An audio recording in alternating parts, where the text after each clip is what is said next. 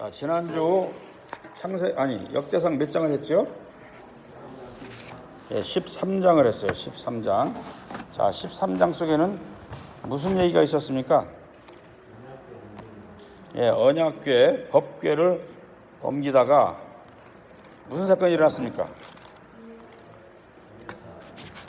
사람이 죽는 사건이 일어났죠? 예, 사람이 죽었어요. 웃사가 법궤를 떨어지지 않도록 잡으려다가 베레사 당했지. 베레사. 웃사를 치다 하는 게 베레사 웃사예요. 그래서 오늘은 제목을 베레사 웃사 사건이 일어난 이후 이제 다윗이 어떻게 정신을 차렸느냐, 이걸 한번 보도록 하겠습니다.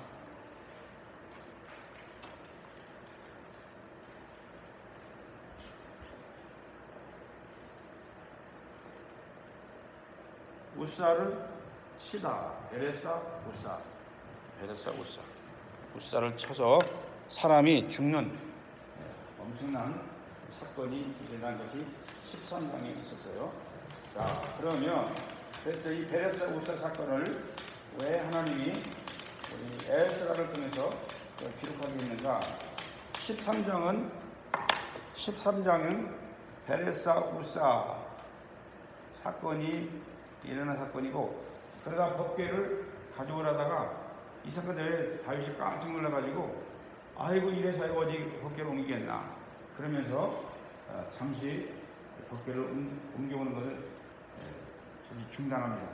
그리고 나서 14장에 다윗이 베레사 웃사 사건을 당한 이후에 어떻게 변화됐는가 하는 것을 잠시 기록한 다음에 다음 주에 있을 15장은 다시 13장에서 법궤를 움직이다만 법궤를 다시 15장에서 이제 다시 가져오는 그러한 이야기가 진행됩니다. 그래서 14장은 13장과 15장 사이에 다리 역할을 하는 그런 내용이 들어있어요.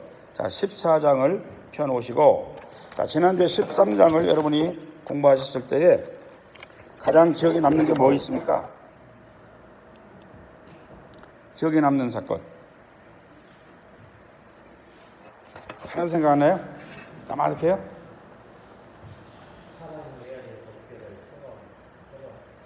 예, 그렇죠. 또 생각나는 거. 어? 왜? 빨리 얘기를 해. 괜찮아. 이현이 돌아. 또 무슨 사건이 있었습니까?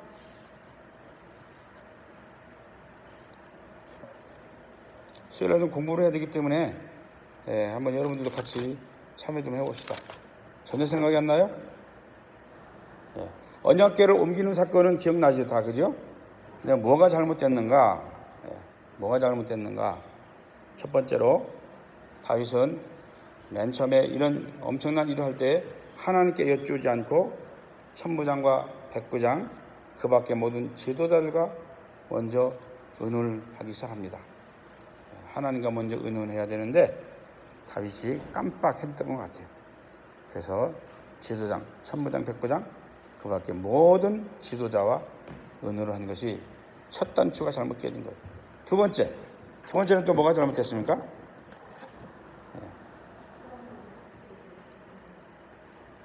뭐 아까 얘기한 거에 포함되어 있는데 하나님께 먼저 묻지 않고 백성의 뜻에 맞춰서 일을 하기 시작했다. 그러면서 인본주의 신앙이 얼마나 무서운 건가를 잠시 얘기했어요.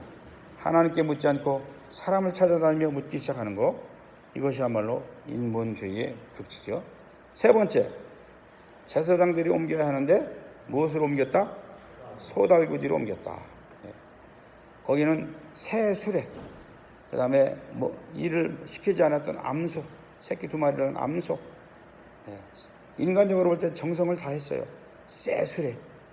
지금 같으면 새로운 자동차에다가 한 번도 타보지 않은 자동차를 모시는 거지. 인간적인 그러한 노력을 잘 했다 할지라도 인간적인 정성은 잘 드러난 것 같으나 하나님의 방법은 아니었어요. 그래서 인간적으로 잘 멋있게 순서를 따라서 규모 있게 이렇게 무엇인가를 준비하는 예배가 있다 할지라도 하나님의 방법이 꼭 아닐 수가 있다라는 거예요. 인간적으로는 굉장히 잘 짜여져 있고 순서가 잘 되어 있고 아주 빈틈없이 준비가 잘 된 그런 예배가 된다 할지라도 하나님의 방법이 아닐 수가 있다는 경고장을 우리는 받을 수 있어요. 우리 주일날 오후에 우리 콩고 형제 자매들이 예배를 드리는데 여러분 먼저 한번 구경하세요.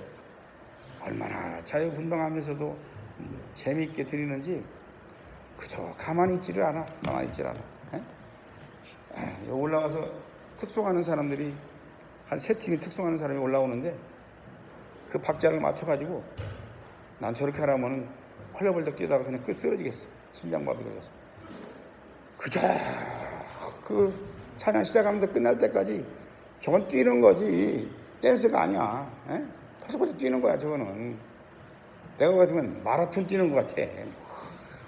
한 사람도 빼놓친 게 없어. 그냥 덩상덩상 뛰는데 아이고야 하나님이 기뻐하시겠다 이런 생각이 들더라고. 하여튼 어떤 잘 짜여진 형식이나 이런 건 아닌 것 같은데 그 속에 하나님이 기뻐하시는 그런 방법들이 있던 것 같아요. 나중에 우리 콩고 형제자매들 예배드릴 때 꼭 와보세요. 저 적극 추천합니다.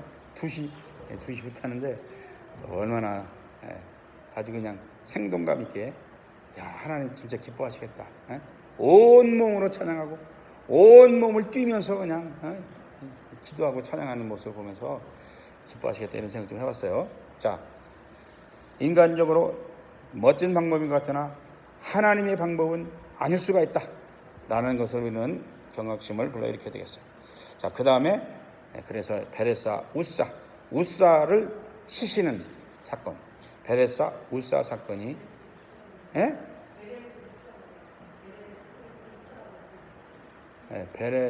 나는 베레사 우사 그랬네. 좀 세게 했어. 좀 세게 발음한 거야. 베레사 우사 좀 그런 게 베레사 우사 좀 세게 나온 거지. 베레사 우사예요. 베레사 우사. 자, 이후에 드디어 다윗이 다시 하나님을 경외하기 시작한 내용이 14장에 나와요.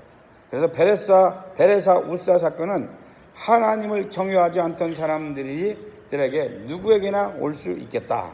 누구에게나 넉넉고 그저 긴장감 없이 하나님을 경외하지 않고 대충 주일이니까 예배드리고 수요일이니까 예배드리고 기도하라니까 그냥 중얼중얼 얘기하고 어떤 우리의 하나님을 경외하는 그런 뜨거운 열정이 없이 그냥 어떤 형식적으로 하던 그런 사람들에게 하나님께서 어느 날 베레사 우사와 사건과 같은 아주 치명적인 사건을 경험하게 하셨어요. 여러분 우리 간증 들어보면 그런 거 많잖아요. 신앙생활은 30년 모태신앙부터 있었는데 어느 날 무슨 사건을 당하고 난 다음에 다시 하나님 개인적으로 만났다. 이런 감정들을 우리가 많이 듣잖아요. 그게 이제 소위 말하는 개인적으로, 교회적으로, 가정적으로 베레사 우사 사건과 같은 사건이 아닌가. 그래서 느슨하게 신앙생활을 하던 그저 형식적으로 하던 신앙생활을 하나님께서 딱 한번 때려서 깨우치게 하는 거지. 너 지금 그렇게 해서 되겠어? 그런 거지. 자, 그래서 이 사건을 통해서 다윗이 하나님을 경외하고 다시 하나님을 어려워하는 마음, 그래도 하나님을 섬기는 마음이 다시 회복되는 어떤 계기가 되었다. 지난주에 13장을 통해서 우리는 이런 것을 배웠어요. 자, 14장을 한번 펴보십시오. 14장. 자, 이렇게 어마어마한 사람이 죽어나가는 엄청난 사건, 그것도 좋은 일 하려다가 법궤를 옮겨 올려다가 당한 사건이었어요. 다윗이 왕이 된 후에 가장 먼저 한 프로젝트, 한 일이 무엇이었습니까? 13장에서 있는 법궤를 옮겨오는 것이었어요. 사사시대 이후부터 방치되어 있던 법궤를 옮겨오는 일, 이것을 다윗이 단행을 했던 거죠. 자, 그 당시 이스라엘 백성들은 법궤를 부적처럼 사용했다고 그럽니다. 법궤를 가지고 나가면 전쟁에서 이길 거라는 그 미신적인 태도.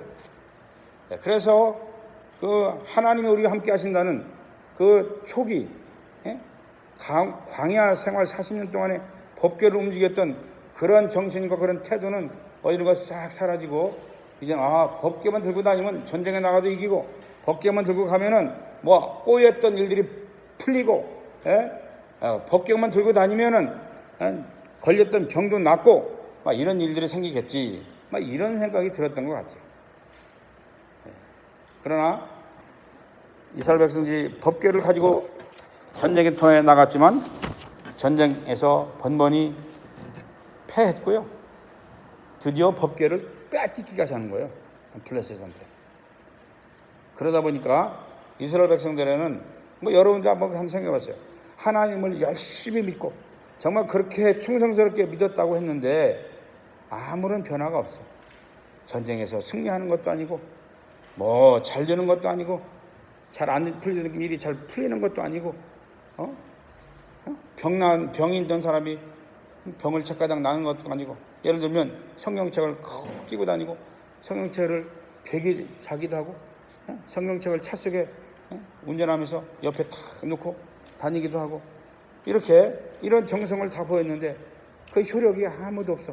효과가 약효가 전혀 발생하지 않는다. 이렇게 생각하시면 여러분 어떻게 생각되겠어요? 그렇게 한 1년 2년 성경책 계속 비구자고 끼고 다니고 차에다가 내 운전석 옆에다 다 올려 다니고 십자가까지 다 걸고 다니고 그랬는데 사고나 자꾸 나고 일이 자꾸 꼬이고 그래 보세요. 여러분 어떤 생각이 들겠어요? 이단 이스라엘 백성들도 비슷했을 거예요. 법궤를 그렇게 달고 있는데도 전쟁이 질 뿐만 아니라 법궤까지 빼앗기기까지 하네. 이러다 보니까 백성들이 그랬을 거라고 생각이 돼요. 아유, 이 법궤 가지고 다녀야 귀찮기만 하고 별로 효과도 없네. 효력도 없네. 실용성이 별로 없네. 막 이런 생각이 들지 않았을까 하는 생각이 듭니다. 마치 부적처럼 신주단지처럼 모시고 다녔지만 아무런 이득을 보지 못했던 것을 그때부터 법궤를 소홀히 하기 시작했다. 성경책을 그렇게 들고 다니고 십자가를 그렇게 달고 다녀도 아무런 효과가 없는 것을 경험하면 그때부터 이거 아무것도 아닌 것 같다.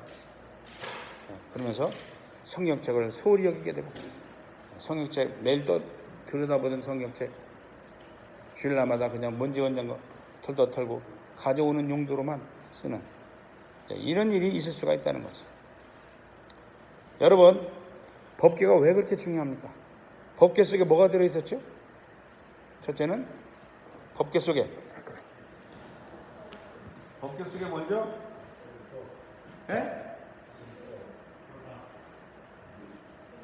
십계명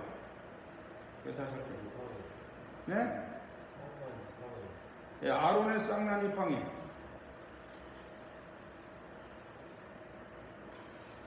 또 만나 항아리 만나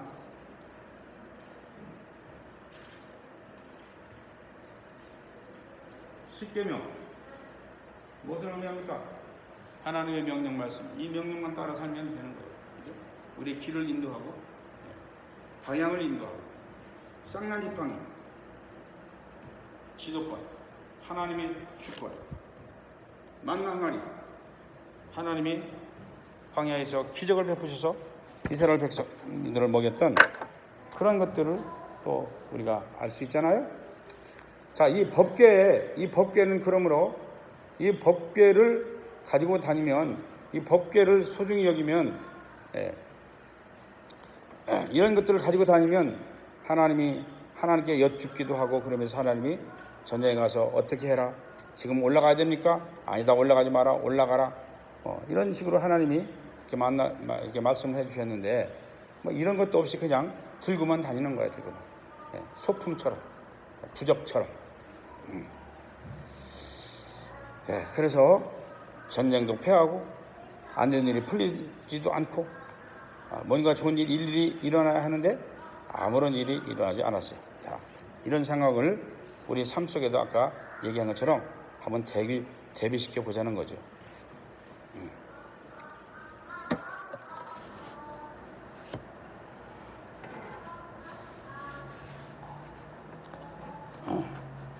우리가 신앙생활을 한참 하다 보면, 성경을 또 한참 읽다 보면, 주일 예배나 수요 예배나 잘 참여하다 보면, 오랫동안 다니다 보면 뭐 교회 정기적으로 나온 사람이나 안 나온 사람이나 별 차이 없네.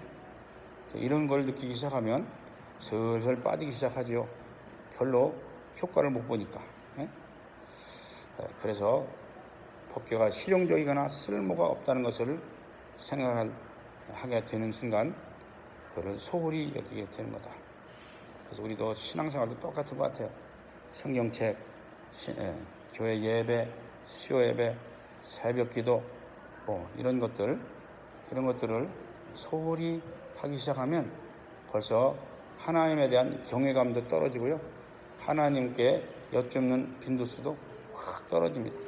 그래서 그냥 자기 생각대로 살아가는 거예요. 그러다 보니까 다윗도 그런 일이 오래되다 보니까 법궤를 잘 챙기지 못했던 것 같아요. 자, 그런데 오늘 14장은 다윗은 법궤의 실용성이나 쓸모 여부를 따지기 이전에 법궤의 중요성을 다시 알기 시작했습니다. 그 법궤를 가지고 오는 장면이 바로 13장의 내용이었는데, 법궤를 소중히 여기는 다윗의 마음을 소개시켜주는 것이 오늘 바로 이 14장이에요. 다윗의 법궤가 우리를 인도해 주시고 40년 광야의 생활에서 우리를 인도해 주셨던 그 하나님, 우리의 삶의 방향과 우리의 삶의 길을 안내해 주셨던 그 하나님의 임재하심이라는 것을 베레사 우사 사건이 일어난 순간 활짝 누렸을 거라고. 그렇지, 이 법궤는 바로 그런 하나님의 임재하심이 있는, 하나님의 인격적인 존재가 함께하는 그런 거였지. 그래서 소품 취급하더라, 무슨 부적 취급하듯 이런 마음이 싹 정리했던 것 같아요. 그래서 다윗은 법궤를 도로 가져오려고 지금 하고 있는 거예요. 자, 여러분, 다윗도 자칫 소품처럼 여기었던 그 순간에 베레사 우사 사건을 경험하면서 정신을 차리게 되는 계기가 되었다. 그래서 우리도요, 신앙생활을 하다가 느슨하게 하다가 어느 날 어떤 사고나 사건이나 이런 것을 당할 때가 있어요. 그러면 그런 것을 베레사 우사 사건을 잘 기억하시고 거기서 포기하거나 넘어지지 마시고, 그렇거나 지금까지 내 삶을 돌아보니 내가 하나님의 이 임재하심을, 하나님의 법궤를 내가 너무나 소홀히 여기지 않았던가, 형식적으로 믿지는 않았던가, 내 자신을 뒤로 돌아보고 얼른 하나님을 경외하지 않던 마음을 경외하고 하나님을 형식적으로 믿었던 것을 다시 회복하는 그런 기회로 삼으면 되는 거예요. 여러분, 그렇지 않습니까? 그래서 그때부터 다시 하나님을 경외하기 시작하면 되는 거예요. 다윗에게 다시 하나님을 경외하기 시작했던 흔적이 바로 그 13장 마지막 부분에 있어요. 믿음의 긴장이 풀어지고 믿음이 흐트러져 있을 때 하나님의 말씀을 다시 한번 읽고 묵상하기 시작하시고, 흐트러졌던 신앙생활, 대충 했던 신앙생활 등을 삶에 실제로 도움이 되지 않던 것 같고 쓸모가 없는 것처럼 느껴졌던 바로 그랬을 때, 그럴 때가 있는데 실용성이 떨어졌다고 느껴질 때, 그래서 기도생활이나 예배생활이나 전도나 선교 등등을 소홀하게 될 때 우리는 그런 때가 있을 텐데, 바로 그때 하나님은 우리를 사랑하시기 때문에 베레사 우사 사건과 같은 그러한 사건을 만나게 해서 정신을 차리게 해주신다, 이런 뜻입니다. 자, 그런 사건을 만나게 되면 원망하거나 남의 탓으로 돌리지 마시고 정신을 가다듬고 잃어버렸던 신앙, 소홀히 했던 믿음 생활, 소홀히 했던 기도 생활, 소홀히 했던 또 뭐가 있어요? 예배 생활, 이런 것들, 무엇보다도 하나님을 경외하는 그 마음, 그런 마음이 식어졌다, 이런 것이 발견되면 다시 회복하는 기회로 삼아야 할 것이다, 이런 뜻입니다. 자, 이런 13장에서 그런 경험을 하네요. 14장에서는 처음부터 하나님을 경외하면서 하나님께 여쭈면서 전쟁을 하는 장면이 나와요. 앞에서 그런 교훈이 없었더라면 인본주의 신앙으로 전쟁, 이제 다윗이 왕이 됐다는 소문을 듣고 저 팔레스타인, 블레셋 사람들이 지금 쳐들어오고 있어요. 자, 그때 다윗이 어떻게 했는지 1절과 2절 한번 읽어보겠어요. 1절과 2절 같이 한번 읽어봅니다. 시작.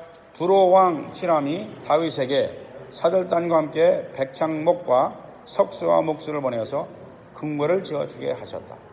다윗은 주님께서 자기를 이스라엘 왕으로 굳건히 세워주신 것과 그분의 백성 이스라엘을 번영하게 하시려고 그의 나라를 크게 높이신 것을 깨달았다.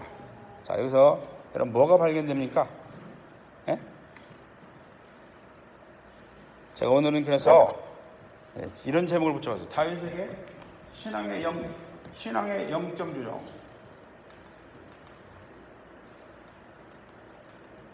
영점 조정.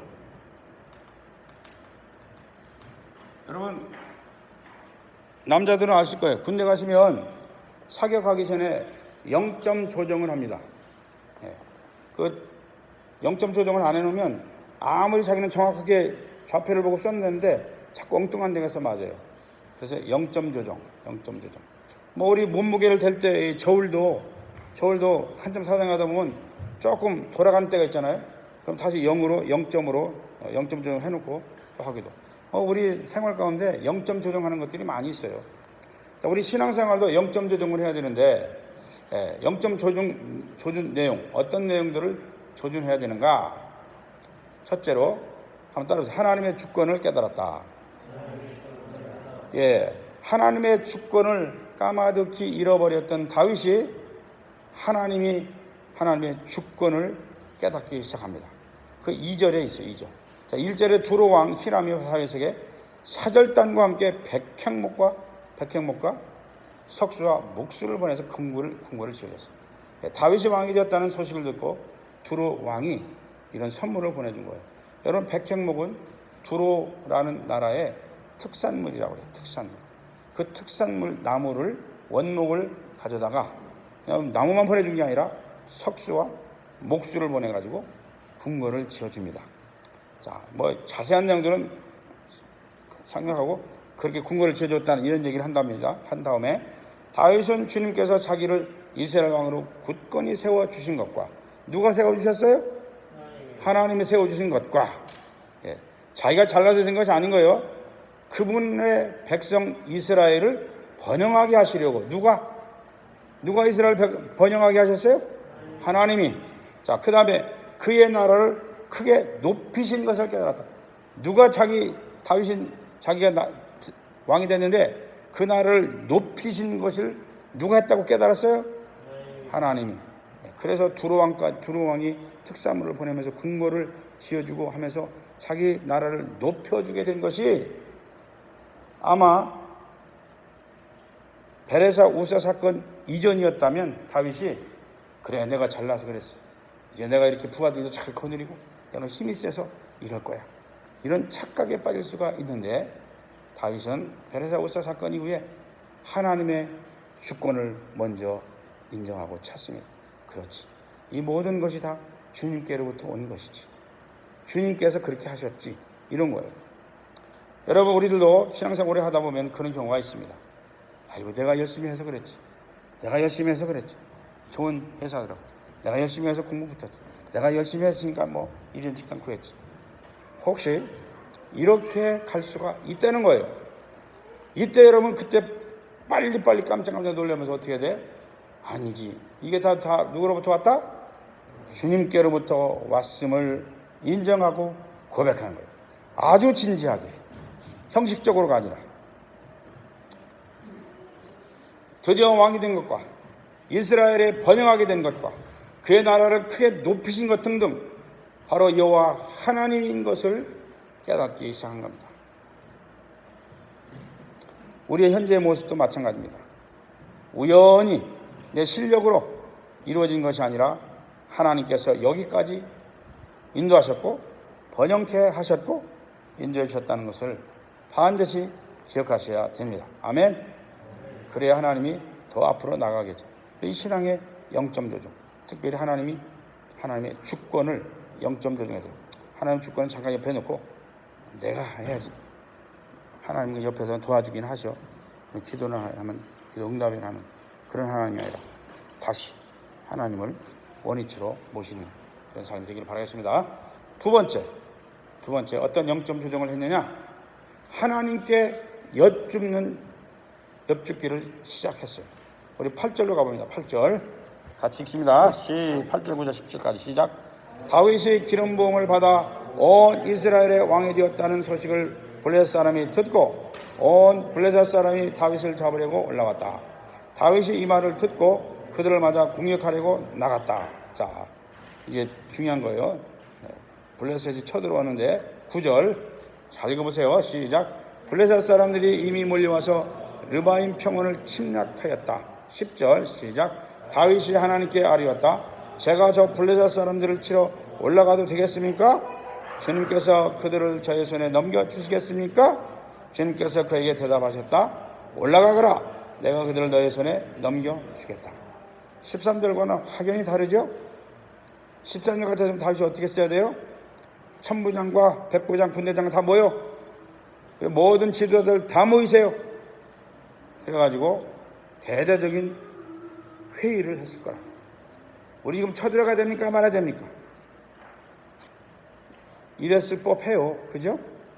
근데 다윗은 더 이상 그런 반복을 하지 않고 어떻게 합니까? 하나님께 여쭙니다. 하나님께.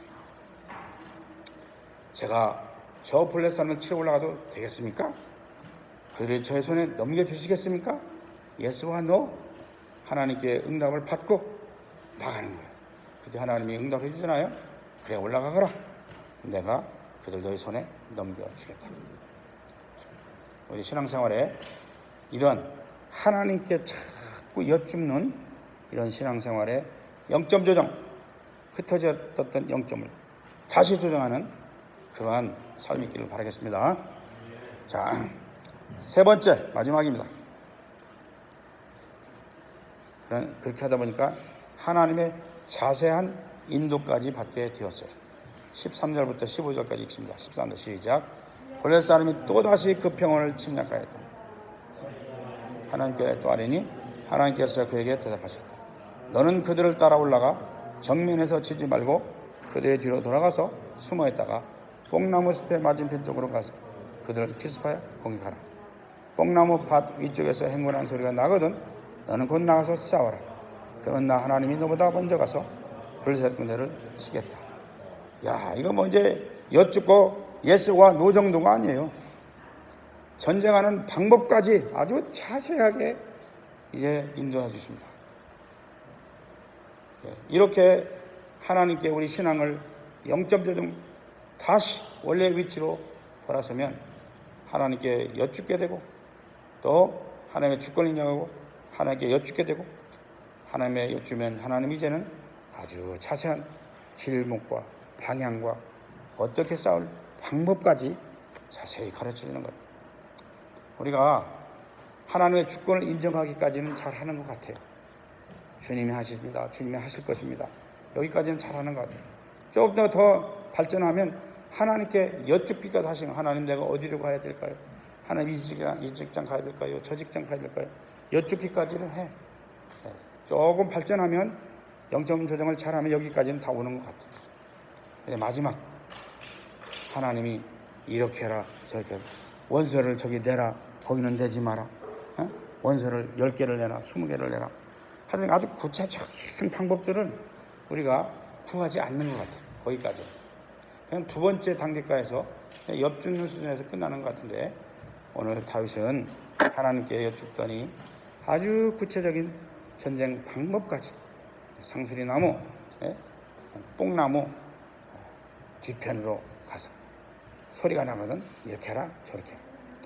아주 구체적으로 가르쳐주는 것을 봅니다. 그렇게 할 때 마지막에 그러면 마지막 다시 한번 읽어보죠. 15절 후반절 싸워라 그런다. 그러면부터 시작. 그러면 나 하나님이 너보다 먼저 가서 블레셋 군대를 치겠다. 아이고, 이스라엘 군대가 갈 필요도 없다는 거지. 그렇게만 하면, 내가 시키는 대로만 하면 너희들 칠 필요 없어. 내가 먼저 가서 치겠다. 내가 먼저. 여러분, 이렇게 신앙의 영점 조정을 잘 하고 나니까 다윗이 이때부터 승승장구가 이어집니다. 그리고 주님께서 모든 나라로 하여금 다윗을 두려워하는 마음을 주게 되었고, 신앙의 원점, 신앙의 영점 조정을 잘 해놓으니까 그 다음부터 이제는 하나님이 하시는 거예요. 하나님. 아멘. 여러분, 그래서 다윗에게 베레사 우사 사건은요, 매우 긍정적인 방향으로 역할을 했습니다. 믿음이 약하거나 믿음이 떠나가면 베레사 우사 사건 같은 치명적인 사건이 있으면 다 포기해버릴 거예요. 아이고야, 나 이렇게 신앙생활 하면 안 돼. 나 못하겠어. 차라리 안 믿고 말아. 예수 믿었더니 집안에 더 우환이 생기네. 그럴 수가 있어요. 그러나 그때 정신을 바짝 차리고, 첫째, 하나님의 주권을 회복하시고, 두 번째, 하나님께 여쭙는 기도생활 회복하시고, 그 다음에 기도를 하되 하나님께 구체적으로 어떻게 하는 방법까지 여쭐 수 있는, 아주 좀 더 한 단계 더, 세 번째 단계 깊이까지 들어가는 이런 신앙생활을 할 때에 이제는 하나님이 하시는 거예요. 예? 너희는 가만히 있어. 내가 하나님됨을 알지어다. 시편 기자. 그죠? 아멘이죠? 자, 우리 한번 기도하겠습니다. 기도하실 때에 여러분, 하나님의 주권을 인정하시고, 인정하는 것을 회복하시고, 하나님께 여쭙되, 오늘은 여기까지 회복하신 분이 있으면 하나님께 구체적으로 나의 삶의 방향을, 방법을 어떻게 살아야 할 것인지, 직장 생활은 어떻게 될 것인지, 직장에 지금 코로나 바이러스 때 어떻게 생활해야 될 것인지 아주 구체적으로 한번 여쭤보시면 하나님께서 구체적으로 응답해 주실 것입니다. 우리 한번 같이 기도하겠습니다. 주여 하나님 아버지, 감사합니다. 이 시간에 우리에게